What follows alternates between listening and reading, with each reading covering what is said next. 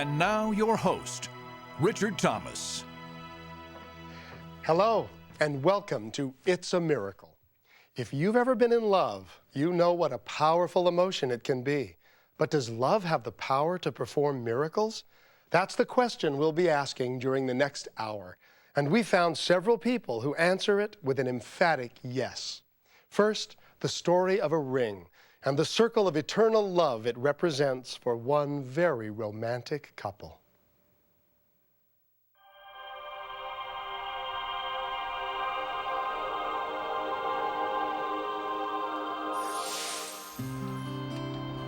It was 1963, and 21-year-old Rupert Millett was living the life of a bachelor. I'd been out of the Navy for about a year, and I had hooked up with a friend of mine who had just recently gotten out of the Army. I was up to his house, and his sister came through the door. And suddenly, a bachelor's life didn't seem so important. Hey, be careful, man. I fell in love with her, I'm sure, at first sight. I truly did. And for Sharon Bowley, the feeling was mutual. I had a crush on him right away. That's your sister? Yeah. That smile, those dimples, that was it for me. I knew this was the man I was going to marry. Oh, you had a sister that good looking? Hey, watch it. Hey, I'm watching. I was kind of coy about it. I didn't just go right up and speak to him right away. I waited, and it didn't take too long. Indeed, within a few days, fate stepped in to bring the young couple together again. I was walking on the railroad tracks. And I saw Rupert, and he was just laughing at me, and I said, that's not a very nice thing to do. When somebody gets hurt, you don't laugh. I'm sorry. Are you all right? Yeah, I'm okay. And he says, well, why don't you let me take you home? And I said, well, all right, I'll let you take me home. You will? Yeah. Great. And I said, I just kind of blurted out to her, I says, hey, I said, when are you going to go out with me? And she said, well, when are you going to ask? And he said, well, I'm asking you right now. And I said, well, then I'll go out with you. It wasn't long before the former sailor and the small-town girl were spending all their free time together. Rupert treated me like the most special little thing in the world. It was a fantastic courtship. The more I got to know her, the more I found the love. And the more I found the love, the more I wanted to get to know her. I didn't want to work. I didn't want to do anything else. I just wanted to spend all my time with Sharon. And to show her how much he cared, Rupert decided to give Sharon his most prized possession, the service ring he'd brought home from the Navy. I was really apprehensive because I wasn't at all sure whether or not she was going to accept this. But I knew it was something I had to do. I could tell he had something on his mind. Are you all right? Oh. We were just being quiet, and then he just asked me if I would go study with him, and would I wear his ring. If you would wear my ring.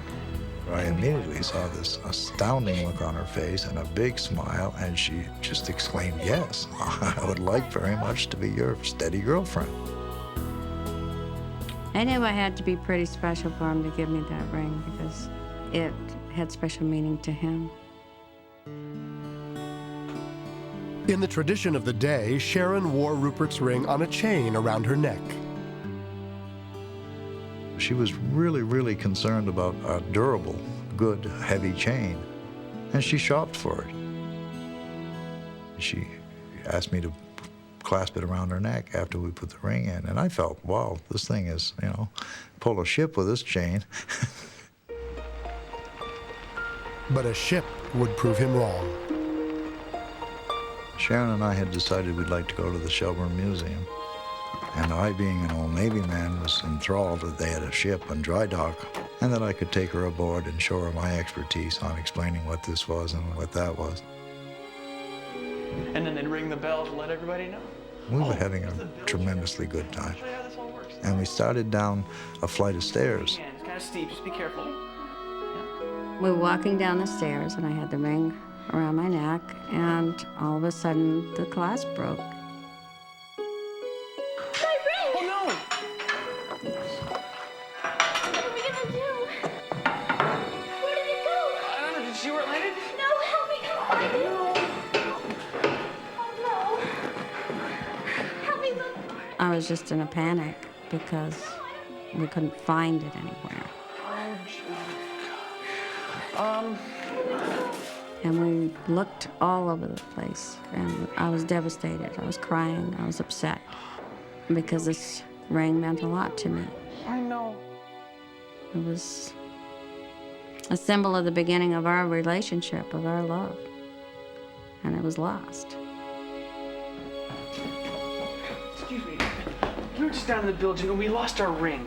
They immediately reported the lost ring to one of the museum guides and were told that if it was found, they would be contacted.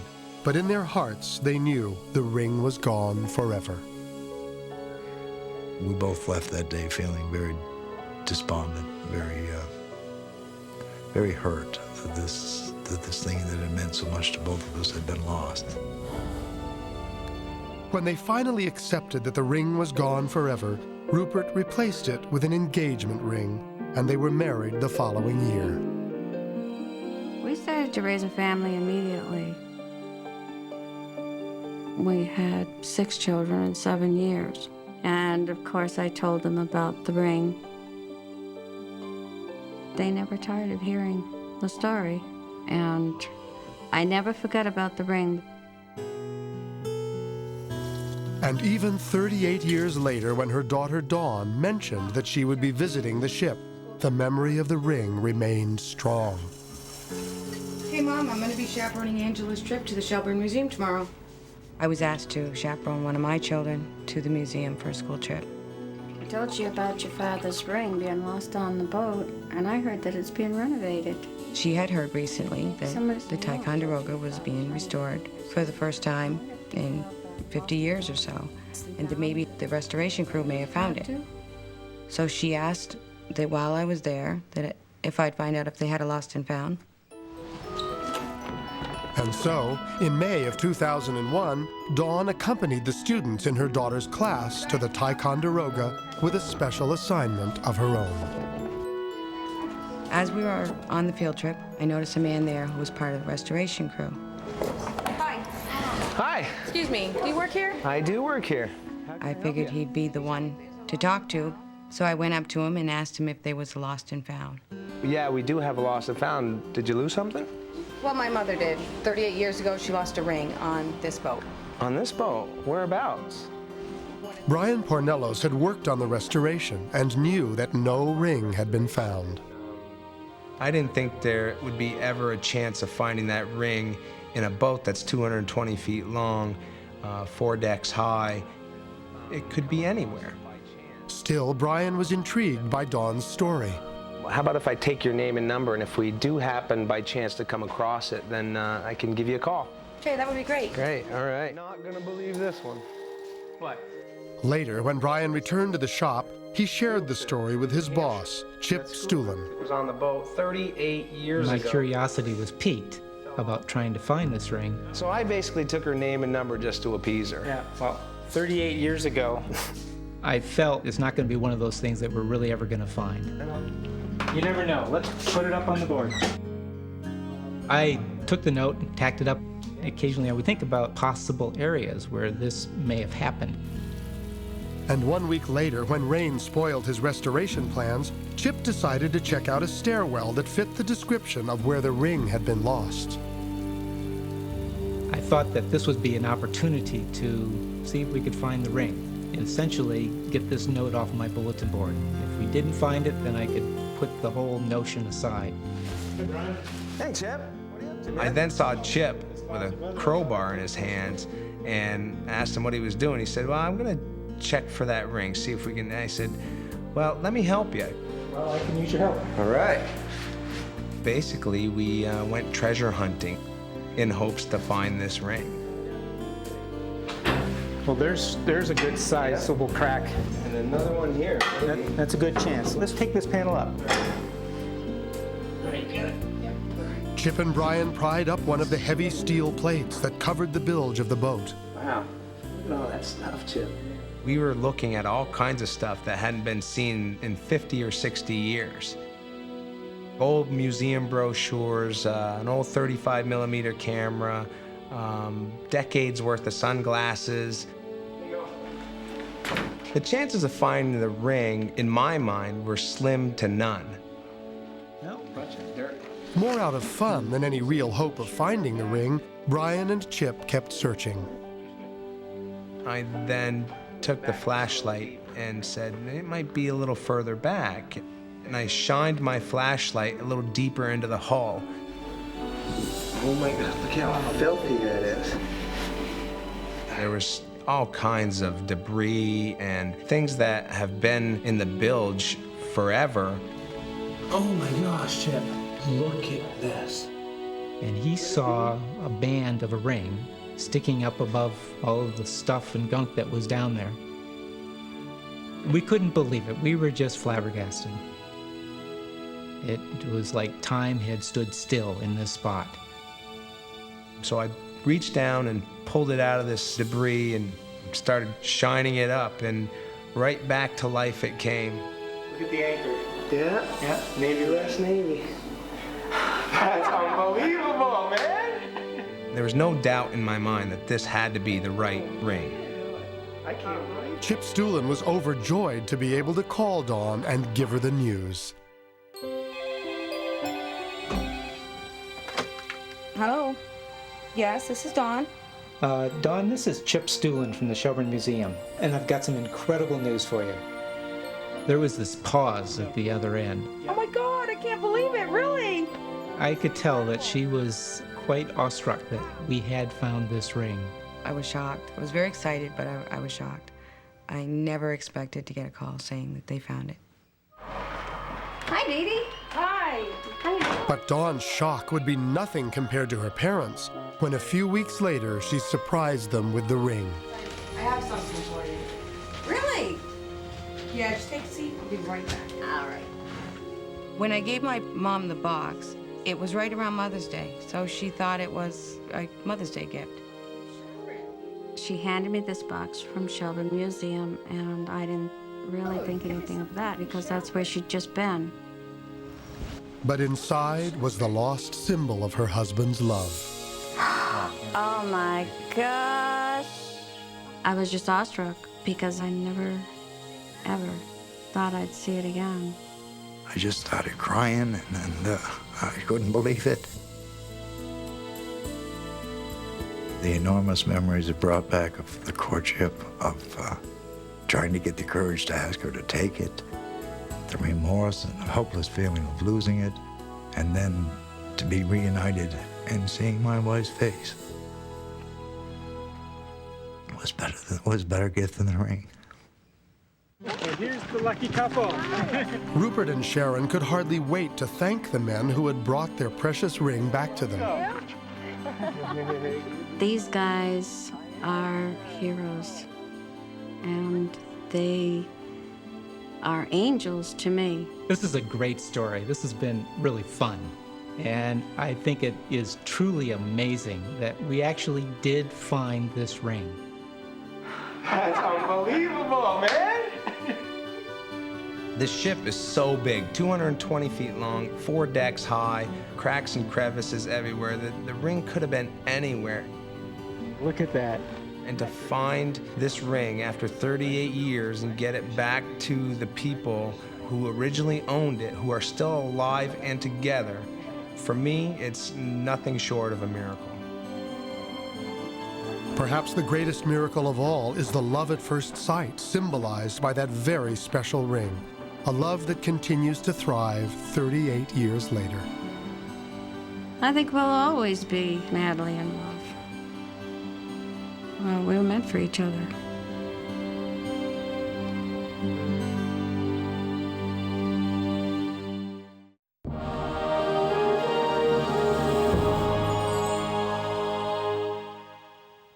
When referring to how some couples miraculously end up together, you often hear the phrase, God makes them, and they find each other.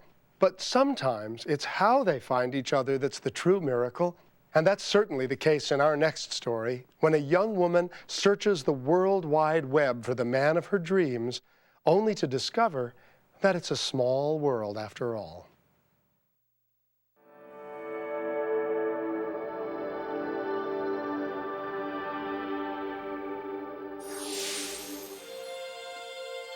Ever since she was a child, Melissa Erlmeyer dreamed of her wedding day. It's what I wanted when I was little. I wanted to be this beautiful bride, and I wanted the whole Cinderella story. Lots of little girls dream about it, but I think I probably overstepped those boundaries. But yeah, it's something that I really have always wanted. I would look through bridal magazines and I would figure, okay, this is gonna be my dress. And I kind of always had this thought in my head of what it was gonna be like, when I got older. But eventually, little Melissa's dream of a wedding gown was replaced with a cap and gown. She earned degrees in both biology and nursing. Her mother, Peggy, remembers the toll that constant study took on her daughter. Melissa was lonely. All of her friends were married before her. She would be an accompanist for weddings. She would be a bridesmaid, but she would never be the bride. And she was always wondering, well, when is this going to happen for me? She always told me, you had to kiss a lot of toads to find your prince. So I guess I really proved that right. I definitely had a hard time finding Mr. Wonderful. Oh, can I get you to take your shoes off before you get in the car? Really? Yeah, I just had it refinished. It's kind of a rule I have. I just wanted the perfect person, and I couldn't find him right away. He was gonna be tall, he was gonna be dark. Hi, Melissa, I'm Chris. Hi. I hated dating. You're 2 hours late. Yeah, I kind of got held up with the guys, Just forget it. I was so frustrated with not being able to find who I wanted that I gave up there for a while. And then one day, Melissa received an interesting suggestion. My friend Barb knew all about how bad my luck was, and she said, well, maybe you should just go on the internet to find.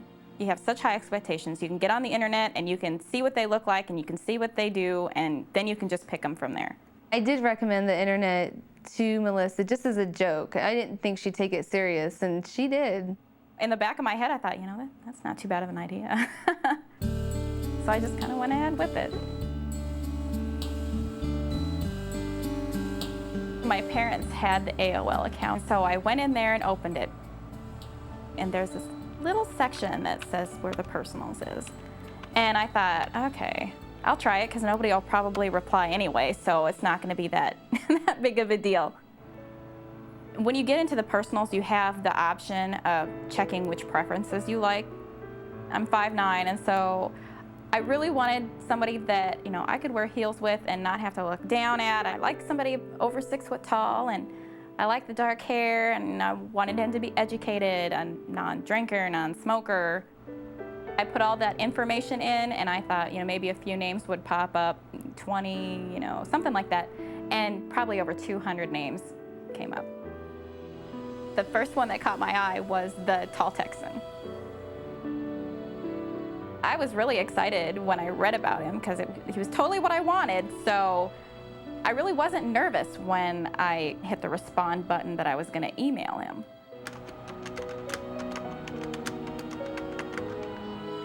I emailed what I looked like, where I was, that I was in Omaha, what I did for a living, and I just sent it.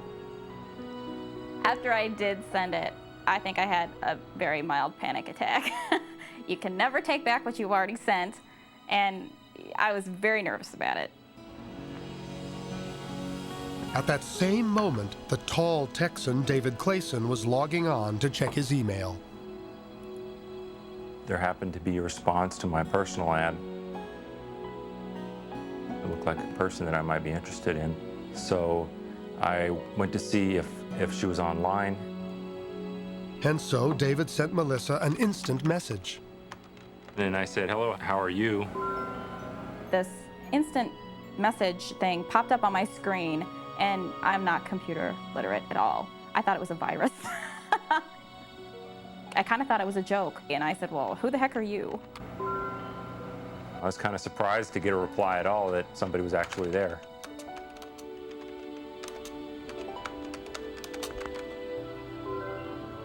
When he replied to my "Who or heck are you?"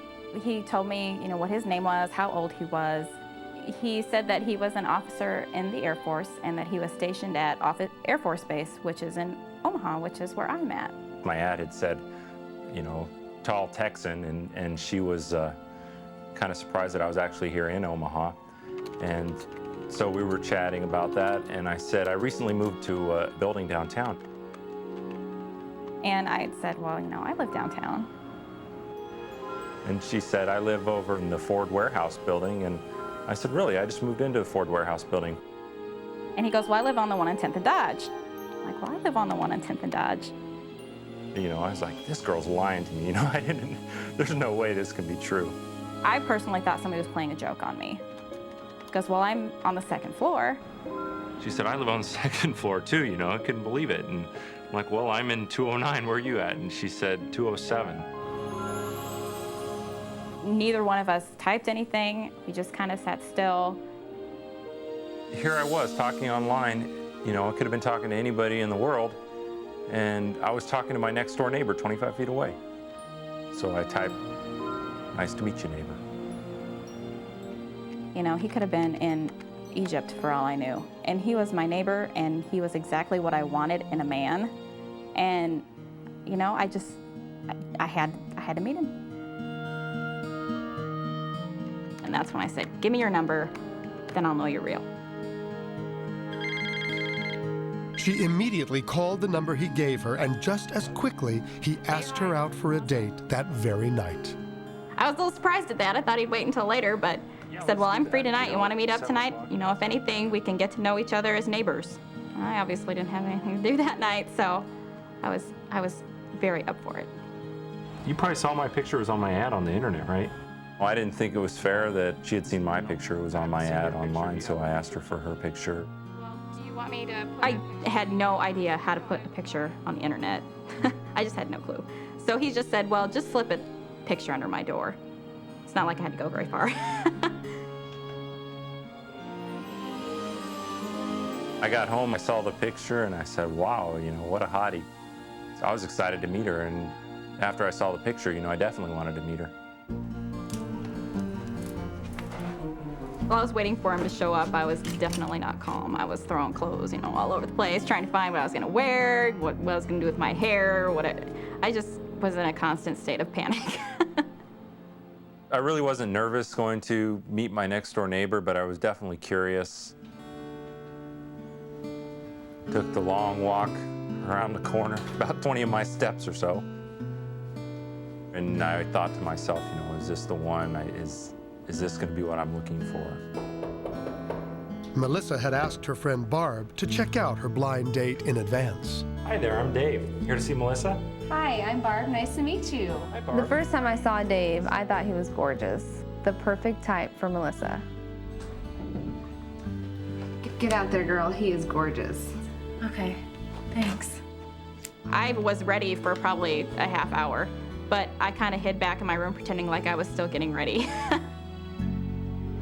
Hi there. I'm Melissa. Hi there, I'm Dave. Nice to meet you. Nice to meet you too. She was stunning. And I thought to myself, if there's love at first sight, this must be what it feels like. It was definitely instant chemistry. We both just kind of looked at each other, and we could just tell that, this is going to be okay. We're gonna have a great time tonight. So where exactly is your parking place then? We went to a nearby restaurant, and we just talked all night. The first thing that we talked about was how could we have missed each other? We lived in the same apartment building next door for 3 months. There's no telling how many times I might have seen her. She could have been in the gym running on the treadmill, and I could have just walked by her and gotten on the elevator. I had to walk by her parking space every day to get into the building, and somehow we never saw each other. Our mailboxes were right on top of each other, and we'd never met there either. We just could not believe that we missed each other that many times. That first date was the most fun I'd ever had in Omaha. It's like we knew each other before. It sounds so corny, but it just moved so smooth that we didn't even think about it. Well, I really had a good night tonight. So did I. It's a good time. I really wanted to see how she would respond, so I kissed her. And wow, that was a great first kiss. And so I kissed her some more. Have a safe walk home. I didn't expect him to kiss me when he did, but it was very welcome and it was wonderful, and it's something that neither of us will ever forget. After meeting Melissa, we never spent time apart. We enjoyed doing things together and ended up falling in love. It was like my life was complete. I felt, that person that I was looking for, I had finally found. And 8 months later, Melissa's dream of the perfect wedding finally came true. It was just so wonderful as her mother to see her dreams coming true. My dreams have been surpassed. It's far beyond what I have ever dreamed of. After meeting Dave and finding what we have together, made us both really believe that there was another hand in this and that there is a purpose for everything. You think about it, what are the chances of you meeting the person you're going to be with for the rest of your life online? It's a miracle. You can't believe that something like this is going to happen. This was beyond a miracle.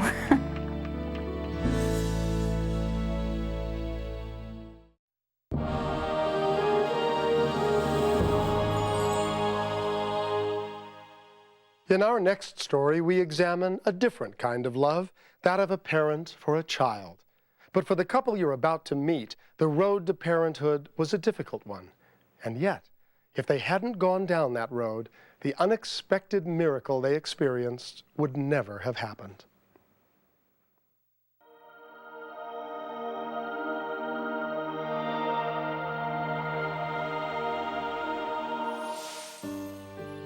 Although Rich and Nancy Friday had been happily married for 15 years, there was still something missing in Rich's life. She had 2 children from a previous marriage. They were 7 and 10 when Nancy and I were married. I did help raise them, but they still weren't my own children. I really wanted my own child who could look up to me as dad and that I could call my very own from the very beginning. But I was in my 40s and I couldn't have any more children. And so the frustration was enormous. It was just this longing to have a child together. So then we decided that maybe adoption would be the next way. Hi, I was just wondering. And we called many agencies and they told, because I was 43, that we couldn't adopt. Okay, thank you.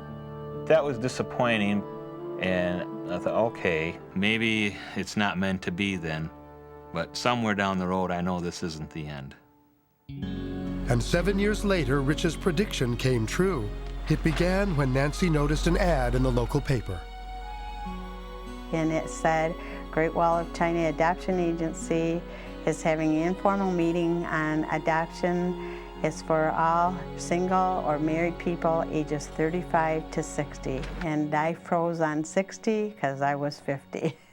And for once, I thought maybe there's a chance. Our goal tonight is so that when you leave here in a couple hours, you're going to... A few days later, Rich and Nancy were attending a prospective parents meeting.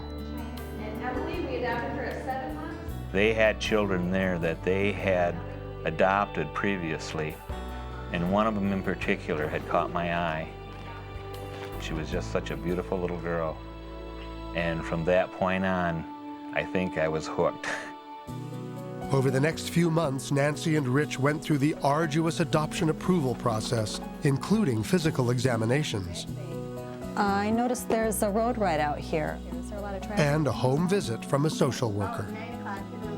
It just seems like it's an endless paper chase at times, but you put it in your mind that the end result is going to be a beautiful child in your home that you're going to be able to love and take care of. That makes it seem all the more worth it. Hello? And then one day... Oh, Oh, honey. They finally received the phone call they'd been waiting for. And they said to me, would you like to be a mom? And I said yes, and they said, we're going to give you some details about your daughter, what her name was, her age, and her weight. And I was writing so fast that I couldn't even read my own writing. A few days later, a priority letter arrived in the mail. Nancy knew that it concerned their daughter. My gosh. I was so nervous to open it, and I wanted to share this with my husband. Rich! I'm back here, honey. She was very excited, very nervous. Both of us had shaky hands because we were so nervous and so excited about it. We pulled out the paperwork, and there on top was a picture of our new little daughter. Oh, isn't she beautiful? Oh, look at her eyes. Let's see about her. It was something that I had really hoped for all my life. This was going to be my little girl, my little daughter. Oh, sweetie. Oh, honey. It took us less than 10 minutes to sign the papers that we accept her, and it went right back in the mail the same day. That's how excited we were.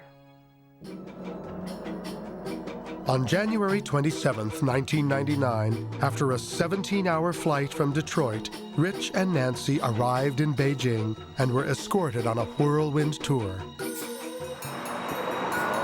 this is the entrance to the Forbidden City. Tiananmen Square from across the street. The agency and China likes you to see these attractions before you receive your child. They want us to learn a little more about the culture of the children and what type of a country that we are adopting from. Finally, they were taken to the orphanage. The day had arrived for Rich and Nancy to meet their new daughter. My first reaction was just to run up and hold her, and she was scared. She never had one kind of expression like a smile or anything. She just stared. Okay, see Papa? Then Rich held out his hands, and she went right to him. And she hugged him and just kept rubbing his beard because they don't have beards there. You are such a lovely little girl, yes. They just had this eye contact and this special bond. It was so wonderful. Rich had a daughter that he could call his own, and she loved him. Once all the final paperwork was signed, it was official. Rich and Nancy could take their new daughter, Marissa, back to their hotel. Once we got her back to the hotel, she was afraid because she was going to be alone with us for the first time, and she didn't know what to expect. Hi, Papa. Marissa. But eventually, she'd start playing around and start goofing off with Mom. But every time that I would leave the room, though, she would start crying. But when they arrived home, Marissa was still having a hard time adjusting. She would have these night terrors. She'd wake up crying, and she would be saying things in Chinese that we couldn't understand. It sounded like shasha, shasha.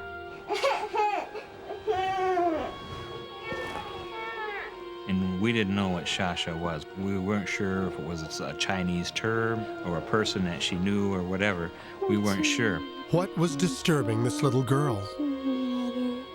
And what was she trying to tell her new parents? You're going to sleep with Mommy and Daddy tonight. The Fridays had no idea what she was trying to tell them until one day when they were watching a videotape of their trip to China.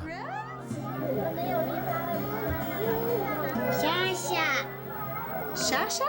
Shasha. My Shasha. And then we connected her nighttime dreams of Shasha to this little girl. So we wrote to the orphanage and we asked them about Shasha. The orphanage confirmed that Shasha and Marissa had been very close. Shasha was found first abandoned, and they had her in a crib, and then they found Marissa. And they put both of these babies in one crib. They were so close, you know, almost like being twins. And then eventually when their a little bit older, they go into toddler beds, and Marissa's bed was in front of Shasha's bed. So it was almost like they were destined to be together. So we started inquiring about the chances of maybe us getting Shasha, because it just seemed like Marissa was so lonely. The chances are very slim, so I don't want you to get your hopes up. Rich learned that the Chinese government did not allow adoptive parents to ask for a specific child. So that made our odds of getting Shasha very, very, very, very slim, next to impossible. But the Fridays persisted, only to be dealt another blow. Shasha had already been promised to another family. So we didn't think anything of it after that. And then a letter arrived with some unexpected news. The parents assigned to Shasha had chosen not to take the child. I think maybe we should get the paperwork started, huh? We went ahead and called our agency and told them, please beg with them, plead with them, do whatever it takes to get her promised to us. When we got the letter from the orphanage, we went to Marissa and we said, how about if we try and get you Shasha? Yeah!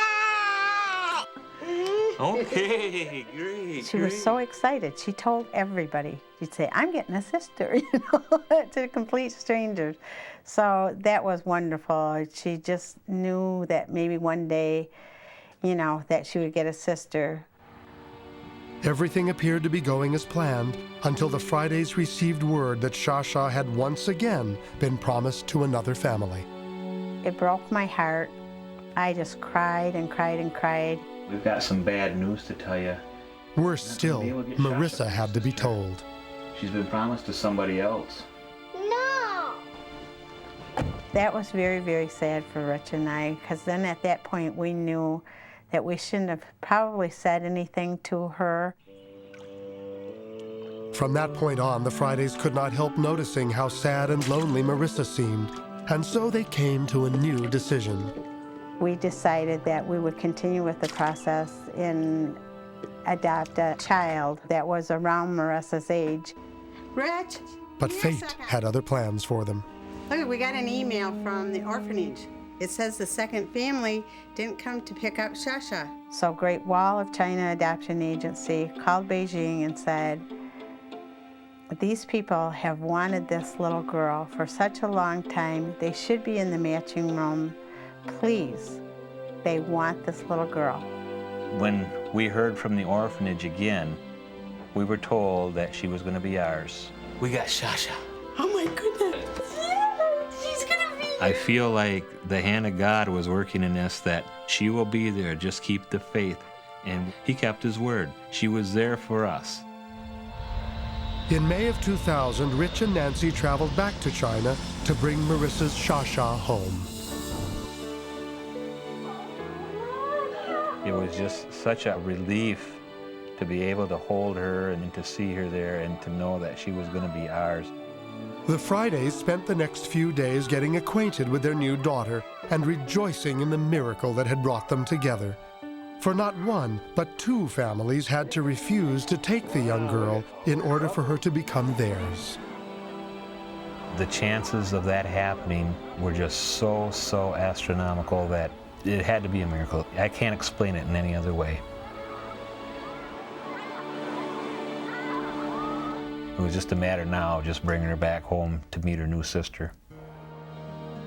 Back in the United States, 6-year-old Marissa anxiously waited to be reunited with her long-lost Shasha, and finally, the moment arrived. It was just so beautiful to see those two hug one another like that.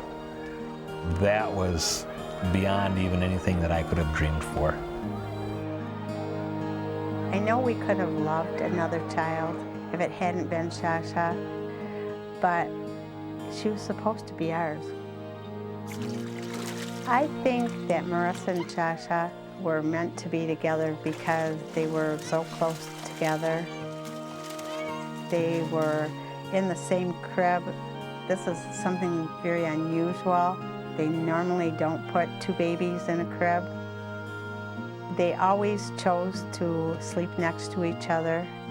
There was this bond between them. This bond has reformed once again since the orphanage days. to where they want to be together. That's the most important thing in their lives. I would hope that the message that people get from this story is keep the faith. If you want it bad enough, it will happen. You may have to look for it, you may have to search for it, and you'll certainly have to work for it like we did. But there is a way, and it will happen if you really want it.